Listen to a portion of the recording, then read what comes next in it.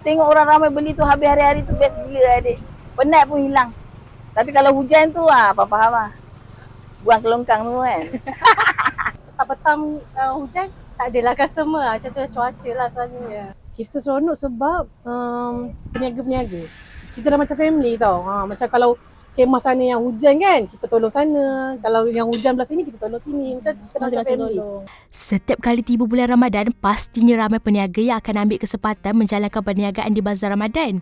Ada macam-macam makanan dan minuman lah yang dijual di Bazar Ramadan ni. Semuanya nampak menyelerakan dan buat pengunjung ramai mata memilih untuk berbuka. Dah halang-halang berkunjung ke Bazar Ramadan Jalan Raja Udang Kampung Baru, kita nak tanyalah sikit peniaga mengenai cabaran perniagaan mereka tahun ni. Lain cuaca, yang lain tu tak adalah kot. Paling-paling orang parking, macam ni sesak-sesak je. Sesak jalan.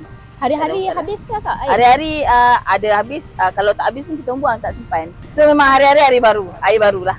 Kita blend hari baru.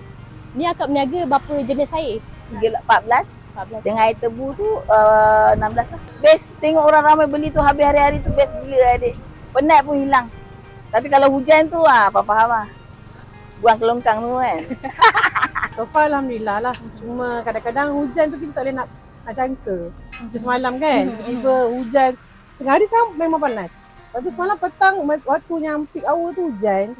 Jadi memang agak mencabar jugalah sebenarnya. Kita tak boleh nak baca cuaca dah sekarang ni. Kita orang yang rojo ni dah 10 tahun. So kita memang ada regular customer kita orang. So bila berhenti je hujan, terus non-stop memang orang datang. Memang kita orang punya preparation tu memang dah kita bagi-bagi je. Itulah. Macam jualan mungkin boleh akak share sikit sehari macam mana, okey ke tak? Sambutan dia tu Alhamdulillah. Memang kita orang sale pun Alhamdulillah lah.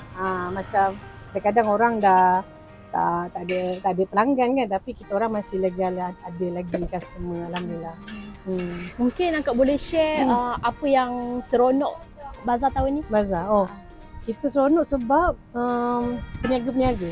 Kita dah macam family tau. Macam kalau kemah sana yang hujan kan, kita tolong sana. Kalau yang hujan belah sini, kita tolong sini. Macam kita dah macam family. Seronok situ lah. Sebab kita walaupun kita tak kenal apa-apa pun, tapi disebabkan kita berniaga kan, kita jiran-jiran niaga. Kalau pakcik tu jual kuih pun lain kan.